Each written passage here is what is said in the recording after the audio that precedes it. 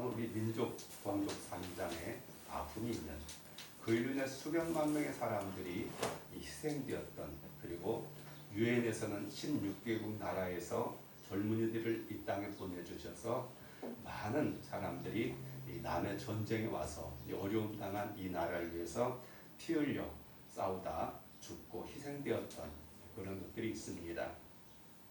오늘날 우리 현대의 삶은 너무 개인주의적인 그리고 이기적인 그런 삶을 살 때가 많은데, 우리는 이와 같은 은혜를 입은 자로서 우리는 다시 한번 그 의들을 생각해 볼 필요가 있다라고도 볼 수가 있겠습니다.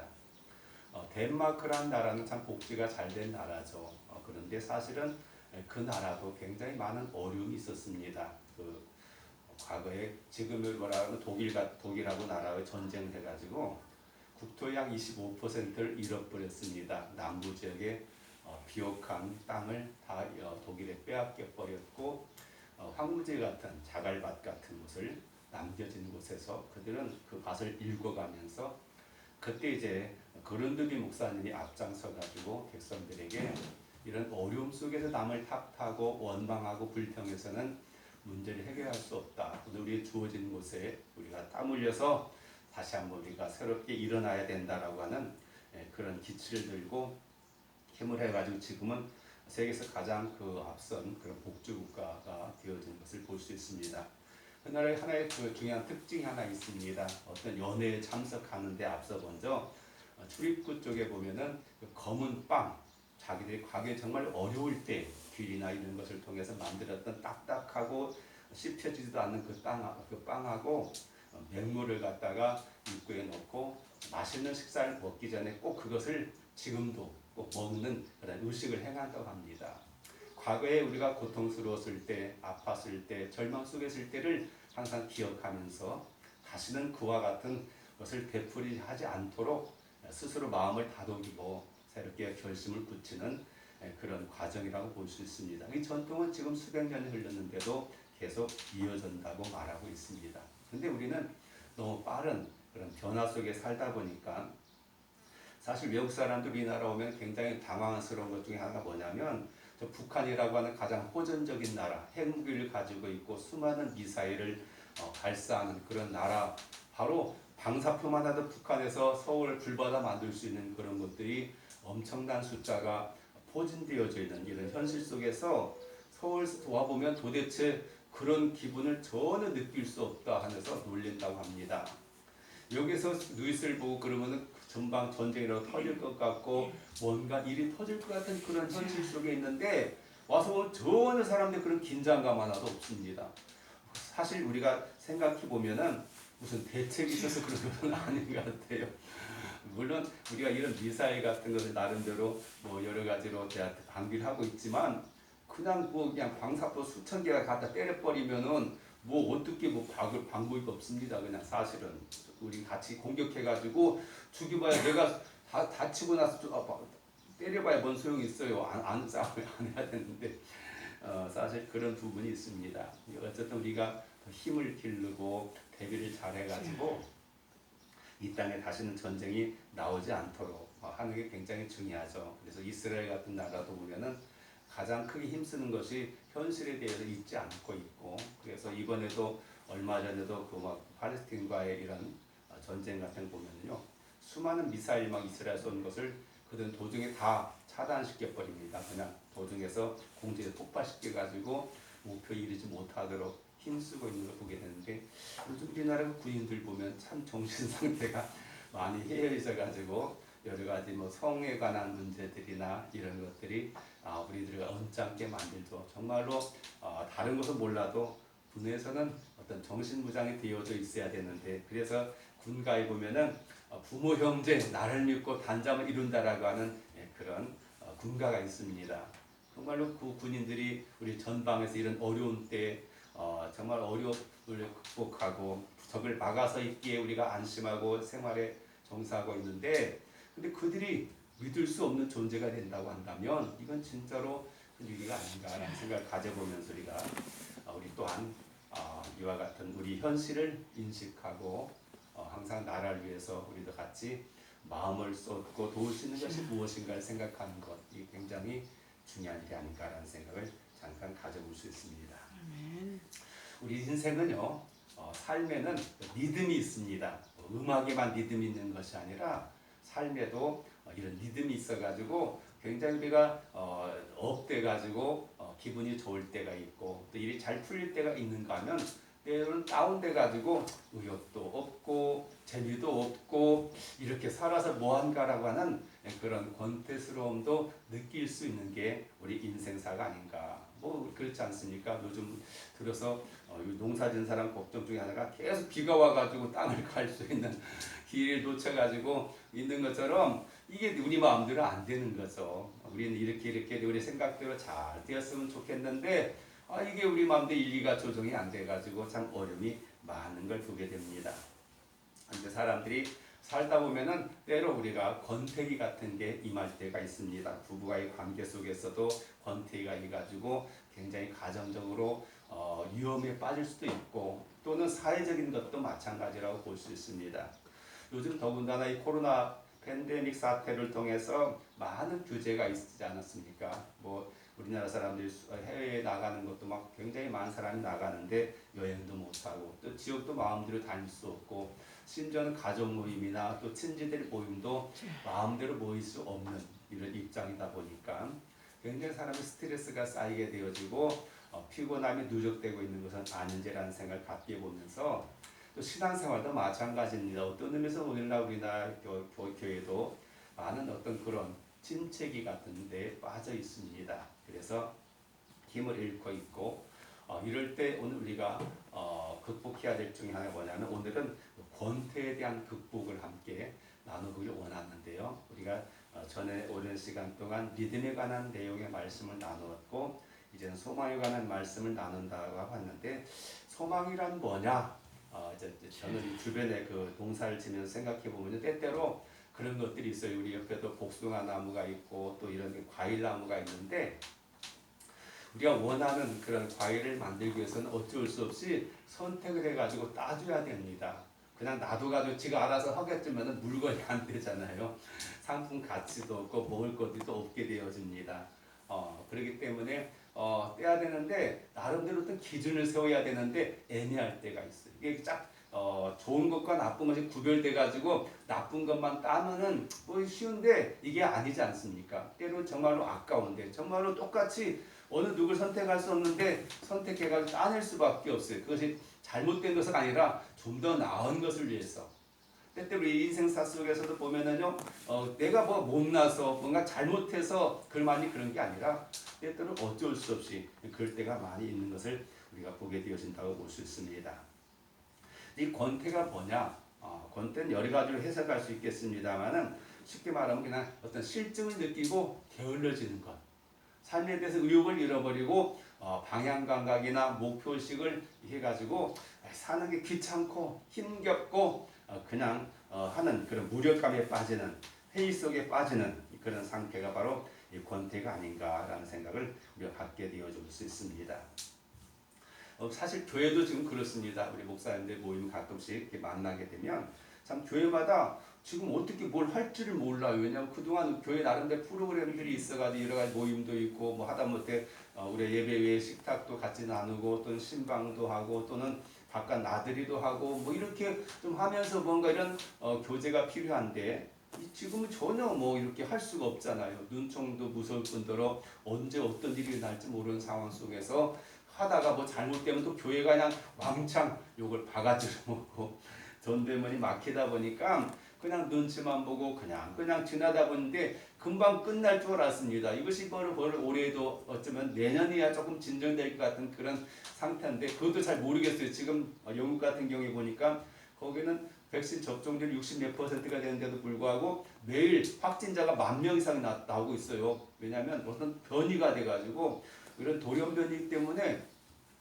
그래가지고 과연 이게 백신 다 맞으면은 이게 완전 전처럼 정상적인 삶을 살 것인가에 대한 회의가 점점 일어나고 있는 그런 현상이 오늘 우리 현실이라고 볼 때 참 깝깝합니다. 전라도 말로 깝깝하는 그런 문제가 많이 있다고 생각이 되어지는데 그러다 보니까 우리가 그렇다고 해서 막 개인적으로 막 영적으로 경건의 시간 갖고 열심히 기도하고 뭐 이러냐 그렇지도 않은데 우리 주어진 삶이 그런 나름대로 어떤 그런 순환이 있기 때문에 거기에 또 맞춰 살면은 거기도 복잡하고 바쁘고 그런 삶을 사는 걸 보게 되는데요.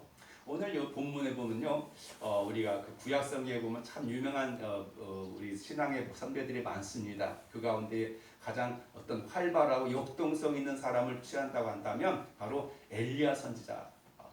그를 통해서 수많은 이적이 나타나게 되어지고 또 극적인 반전의 역사가 나타나는 그런 엘리야 선지자가 오늘 본문에 소개되어져 있습니다. 엘리야 선지자 하면 생각나는 게 바로 이제 그 850명의 바알과 아세라를 섬기는 그 선지자와 함께 영적 대결을 벌이는 것으로 유명하지 않습니까?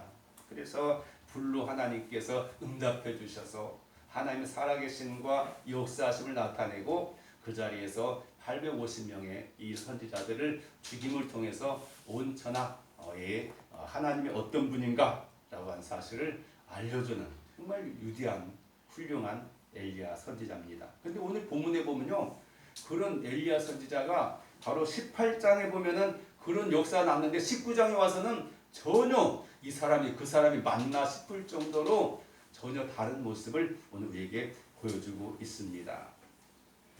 보면은 어떻게 말하고 있냐면요, 이렇게 사실에 보면 이렇게 말해요. 자기 자신은 광야로 들어가 하룻길쯤 가서 한 노덴나무 아래에 앉아서 자기가 죽기를 원하여 이르되 여호와의 넉넉하오니 지금 내 생명을 거두시옵소서.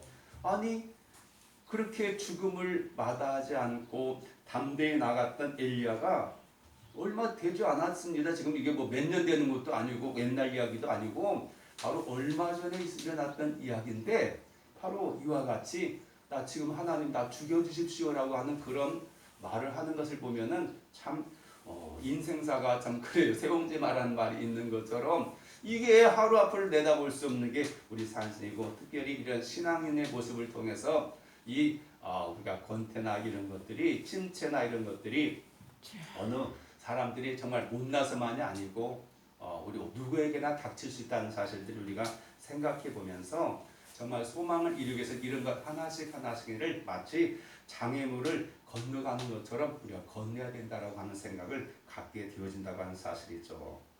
엘리야는 정말 하나님의 사람이고 선지자 중에 선지자고 모든 사람들이 그와 같은 능력의 사람이 돼가지고 우리가 하나님 일을 해간다고 한다면 얼마나 자랑스럽고 또 보란듯이 주님께 영광을 돌릴 수 있는가라는 생각을 갖게 되어진다고 볼 수 있습니다. 심지어는 그가 기도하니까 3년 6개월 동안 그 땅에 비가 오지 않았고 그가 다시 하나님께 기도할 때 응답이 되어졌던 것처럼 일기까지도 자주지할 수 있을 정도의 그런 능력의 사람이 지금 오늘 어떤 노뎀나무 아래 가가지고 하나님 나도 이제는 죽여주십시오라고 하는 그런 무기력한 그런 모습 속에서 도대체 이 권태라고 하는 것이 참 심각한 문제가 아닌가라는 생각을 가져보면서 오늘 말씀을 함께 나누기를 원합니다. 먼저 뭐 사람이 살다 보면 이런 일도 당할 수도 있고 뭐 저런 상황에 만날 수도 있지 않을까라고 생각한다고 한다면 뭐 권태 몰라 뭐라고 생각할 수 있겠습니다만은 이 권태가 가지고 있는 문제점이 뭐냐? 권태는 사람들로 하여금 여러 가지 이런 상황을 빠지게 하는데 특별히 세 가지 감정을 느끼게 되어진다고 말합니다. 첫째는 바로 자살 충동을 느끼게 되어집니다. 오늘날 참 우리나라 사람들이 아쉽게도 OECD 국가 가운데 참 굉장히 높은 숫자의 자살하는 그런 나라가 되어졌습니다. 과거보다 훨씬 좋은 환경 속에서 먹는 것도 입는 것도 사는 것도 굉장히 좋아졌는데 이 사람이 그냥 생명을 끊는 것을 우리가 많이 보게 되었어요. 이래서 죽고 저래서 죽고 참으로 그런 것을 볼 때마다 참 안타까움을 금할 수 없는데 그 이면을 들여다보면 이런 어떤 심리적인 그런 작용이 있는 것 같습니다만은 참 그래요. 이 자살 충동 우리가 어떻게 하든지 살려고 노력을 얼마나 많이 합니까? 착같이 그냥 살려고 노력하는데 그냥 그렇게 생을 갖다 끊어버린다고 하는 건 굉장히 아쉬운 일이 될 수밖에 없습니다. 오늘 본문에 보니까 그렇잖아요. 14절에 보면은 그는 노뎀나무 아래에 앉아가지고 죽기를 원하여 여호와의 넉넉하오니 지금 내 생명을 거두시옵소서라고 말하고 있는 걸 보게 됩니다. 그래요. 근데 이런 것은 엘리야만이 아니에요. 선지자 가운데서도 보면은 요나 선지자도 보면은 요나가 이렇게 말합니다. 요나서 보면은 4장 3절에 보면은 여호와여 원하건대 이제 내 생명을 거두어 가소서 사는 것보다 죽는 것이 되게 나옵니다. 그래요. 그것도 한 번만 한 게 아니라 요나는 한술 더 떠가지고요. 이렇게 말합니다. 4장 8절에 보면은 해가 뜰 때 하나님의 뜨거운 동풍을 예비하셨고 해는 요나의 머리에 쪼임에 요나가 혼미하여 스스로 죽기를 구하여 이르되 사는 것이 죽는 것보다 내게 나으니이다. 요나 선지자가 하나님 앞에 2번에 걸쳐가지고 하나님 차라리 죽는 게 낫겠습니다. 나 좀 죽여주십시오. 라고 하는 그런 기도 아닌 하소연을 우리가 볼 수 있어요. 그렇습니다.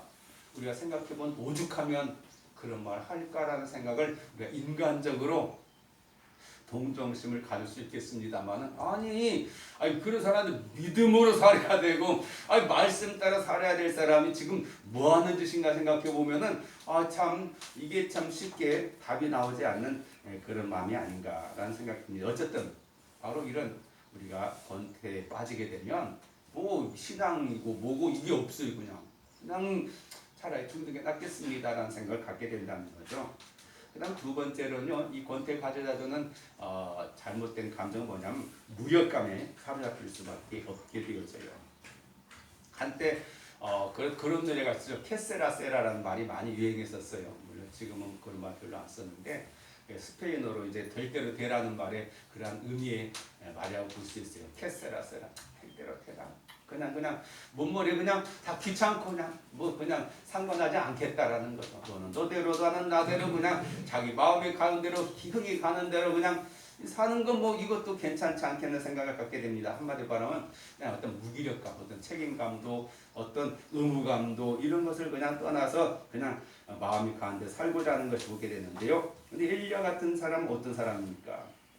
엘리야는 야고보서에 보면요 이렇게 말하고 있어요. 5장에 보면 엘리야는 우리가 성정이 같은 사람이로되 그가 비가 오지 않기를 간절히 기도한즉 3년 6개월 동안이나 땅에 비가 오지 아니하고 다시 기도하니 하늘이 비를 부고도 땅이 열매를 맺었느니라.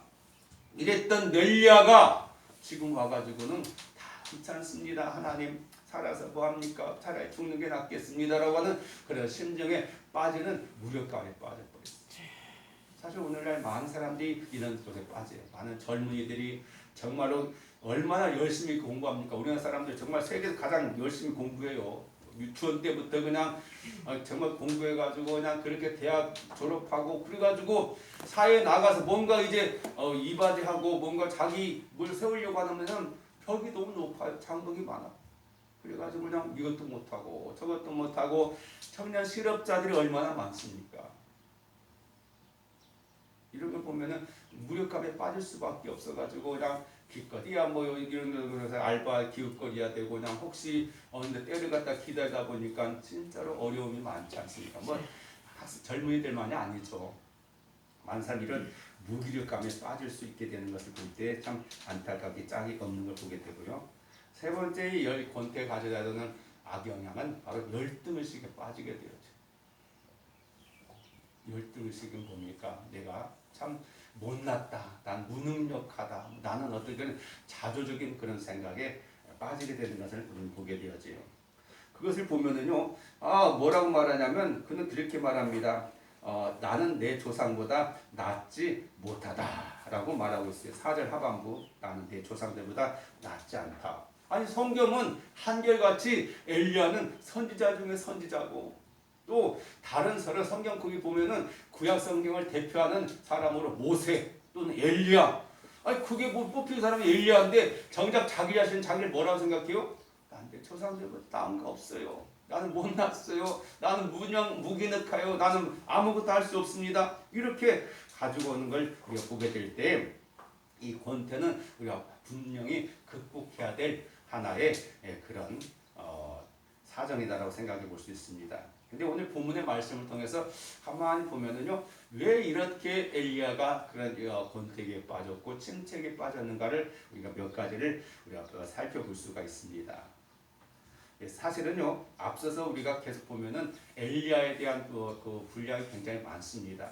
정말 어려울 때 많았죠. 왜냐하면 엘리야는 그 북왕조 이스라엘이 남하고 북하고 나눠져 가지고 북왕조에 있었습니다.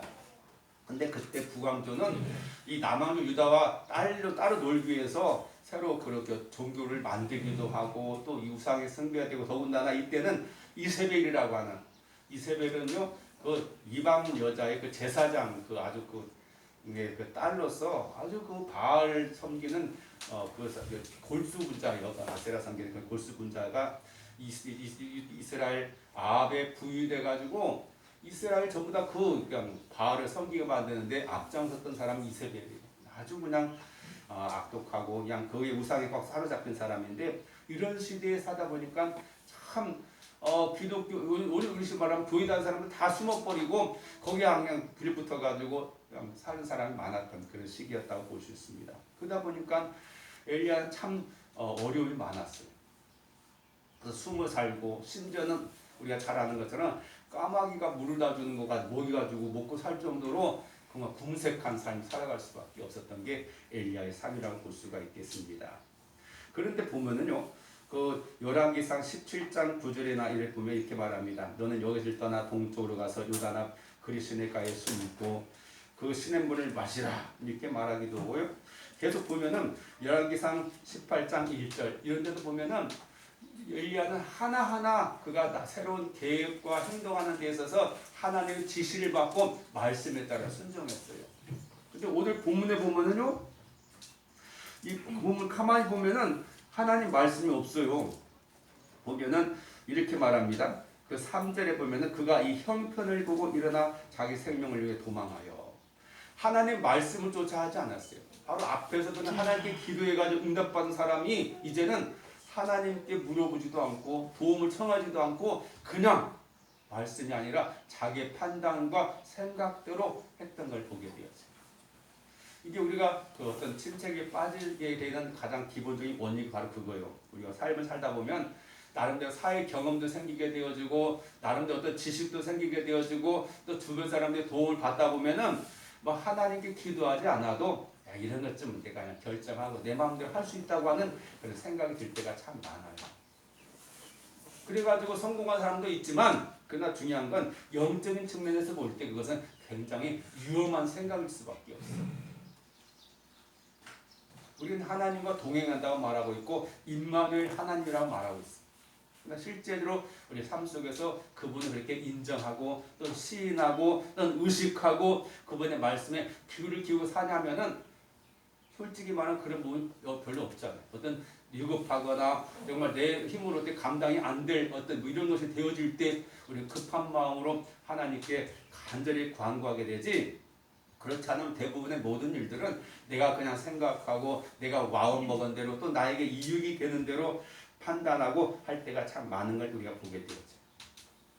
참 이게 굉장히 그 문제가 되어지는 거 우리가 성경에서 자주 보게 돼요. 사무엘서에 보면은요, 사무엘 33장에 보면은 사울이 초대 왕이 돼가지고 중요한 전쟁을 앞에 두고 있어요. 블레셋이라고 하는 막강한 적과 전쟁하게 되어졌어요. 근데 이스라엘 백성에 있어서 가장 중요한 것은 전쟁 전에 하나님 앞에 제사 드리는 거예요.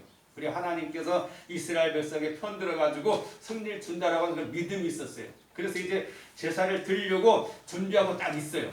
그런데 제사를 집행해야 될 사무엘 선지자가 온다고 했는데 자꾸 늦어지게 됩니다.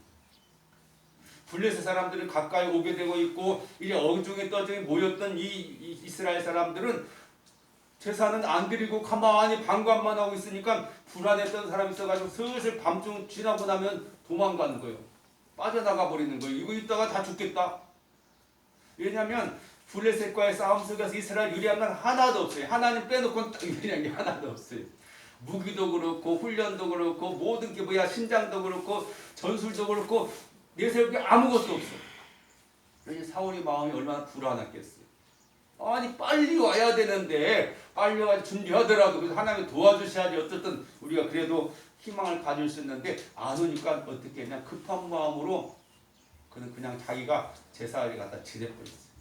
제사 끝나자마자 그때 사무엘이 와가지고 말합니다. 왕이 망령되이 행하였다. 아무리 사정이 급하고 형편이 어려워도 하나님께 우리가 지켜야 될 것이 있는데 그걸 갖다가 외면해버리고 당신 마음대로 당신 판단대로 이거 잘못됐다고 해서. 그래서 하는 말이 당신이 하나님 말씀대로 했다면은 당신 나라가 오래 길어질 것이다. 근데 당신이 망령된 행실로 인해서 당신의 나라는 오래 가지 못하고 이미 하나님은 당신을 버리셨다고 말씀하고 있습니다. 사실 어떤 구약 성경의 하나의 에피소드로 끝날 일이 아니라 우리 성도들이 항상 귀담아 드려야 될 말씀 가운데 하나라고 생각이 되었어요. 우리는 언제나 하나님 말씀보다 앞서는 게 뭐냐면 이제 현재 닥친 상황에 대해서, 형편에 대해서 먼저 생각할 때가 많아요. 물론 사람이기 때문에 그럴 수 있습니다. 근데 오늘 본문에 보니까 엘리야의 실패 가운데 하나도 바로 그런 것 같아요. 그때 그가 하나님 앞에 기도했더라면 하나님께서 어떻게 하셨을까요? 야, 뭐가 걱정이냐고 했을 것 같아. 하나님, 내가 너와 함께 할 텐데 뭐가 걱정이냐고 해가지고 담대하게 하셨을 것 같아요. 근데 그냥 하나님께 기도도 하지 않고 물어보지도 않고 말씀을 쫓아하지도 않고 하다 보니까 불안한 마음도 있어요. 그래서 실컷 살고자 도망가가지고 하나님 옆에 하늘이 나 여기서 죽여주십시오. 그게 어찌 보면 정말 말도 안 되는 소리 아니에요. 아니 죽기로 작정했으면 뭐가 한마디 뒤에 되든지 한마디 하고 나서 죽든지 어째갖고 죽든지 그리웠어야지. 아니 도망가가지고 광야로 도망가가지고 나무 아래 그래가지고 하나님 나 죽여주십시오. 떼쓰는 것도 아니고 애기들도 아니고 어찌 보면 참 좀 그래요. 좀 그 엘리야가 안 맞는 모습 같이 생각이 되어진다고 볼 수 있어요. 근데 우리가 중요한 건 그래요. 이 환경만 바라보면 안 돼요. 우리가 자꾸 주변 사람들의 여론이나 또는 어떤 분위기나 의식이나 이런 걸 생각하다 보면 우리의 정체성을 잃어버려요. 가장 중요한 우리의 자원이자 우리의 능력이 뭡니까? 바로 하나님인데 그분은 의식하지 않을 때가 많아요. 사람들이 나를 어떻게 생각할까? 그들의 평판에 대해서 우리가 귀를 기울이다 보면은 우리가 자기 정체성을 잃어버릴 때가, 사명을 잃어버릴 때가 많아요. 그래서 엘리야가 그렇게 도망갈 수밖에 없는 걸 보게 되고요. 또 하나 우리가 부인할 수 없는 것은요, 사실 그동안 엘리야는 굉장히 피곤하게 살았어요. 숨어서 도망 다니기 바빴고, 또 그 영적인 싸움이라고 하는 게 얼마나 심리적으로 육체적으로 어려워요. 산에 올라가가지고 그냥 그 갈멜산에서 그냥 정말로 피땀 흘리는 기도를 드리는 그런 모습들이 굉장히 힘들어져. 그러다 보면은 육신적인 피곤하게 되면요, 이것도 다 귀찮을 수밖에 없어요. 우리 현대인의 삶이 그렇지 않습니까? 고단한 삶, 피곤한 삶 살다 보면 마음대로 잠도 못 자죠. 언제나 뭔가 스트레스가 쌓여지고 있죠. 뭔가 해야 될 강박관념에 사로잡혀 있죠. 그러다 보니까 그래서 가능하면 현대인들이 뭐하면 여행도 가야 되고 어떤 분위기 전환을 통해서 그래야지 우리가 좀 뭔가 충전되어지기 때문에 그것도 필요합니다. 근데 바로 이런 것 속에서 우리가 생각해야 돼요. 우리가 잘 관리를 해야 돼. 시간 관리. 오늘 주보에도 보면은 우리 기독교인의 그 우울증에 관한 내용에 말하면서 휴식에 대해서 또 건강에 대해서 사람은 영적으로만 살 수 있는 존재가 아니잖아요. 육신을 가지고 있기 때문에 거기에 제한을 받을 수밖에 없어요. 우리가 그것을 스스로 관리해야 되지. 내가 그런 전혀 관리하지 않고 하나님 책임져 주세요. 하나님 알아서 해주세요. 그러면 안 돼요. 그러니까 내가 해야 되는 거예요. 그런 부분은. 내가 시간을 잘 관리해가지고 수면 시간도 해야 되고 휴식 시간도 해야 되고 또 거기에 자기 건강도 챙길 줄 알고 또 영적인 것도 하고 또 지식도 쌓아야 되고 그렇게 해야 되는 거지. 그냥 하나님 다 책임져 주세요. 알아서 이건 없어요. 하나님 그래서 우리에게 여러 가지 은혜를 주신 것을 우리가 생각할 필요가 있습니다. 그리고 또 우리 사회 전반적으로 보면은 그런 게 있잖아요. 우리가 지금 이 나라 가면서 굉장히 걱정스러운 게 많아요. 그 정부가 어떤 방침에 따라서 여러 가지 많은 변화가 많이 일어나고 또 이번 정부 같은 경우도 주택 같은 문제, 아파트 문제 때문에 얼마나 많은 사람들이 고통당하고 있어요.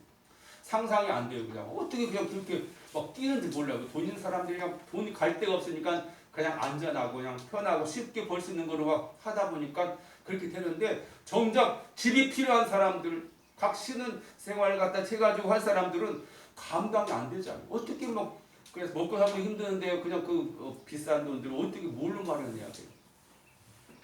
그냥 사놓기만 하면 그냥 1년에 몇 억씩 막 올라가고 막 어떤 사람은 연예인들 보니까 빌딩 사가지고 손도 막 몇십억씩 올라가가지고 막 그냥 하고 있는데 우리는 뼈 빠지게 평생 벌어야지 뭐 이거 그렇잖아요. 진짜 하다 보니까 박탈감에 빠질 수밖에 없어.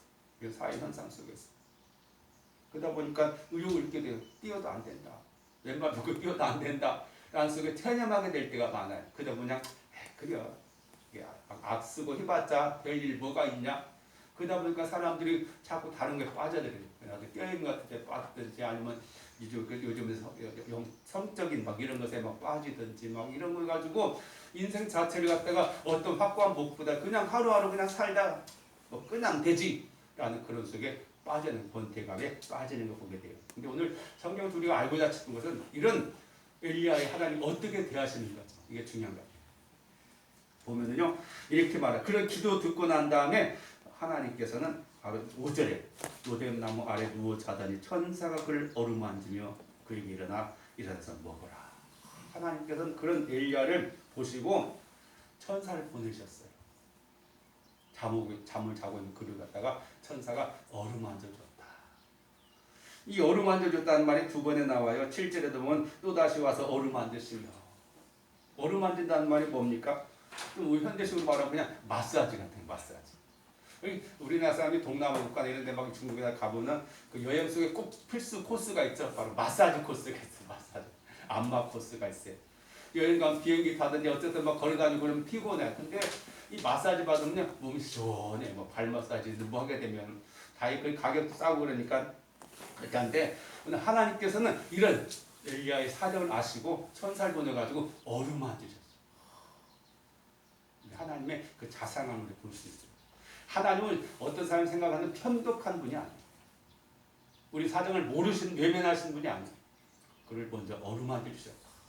하나님의 터치, 천사의 터치, 이걸 우리가 볼 수 있어요. 그 다음에 또 뭘 했어요? 말만 하신 분은 아니에요. 보니까 음식을 차려놨어요.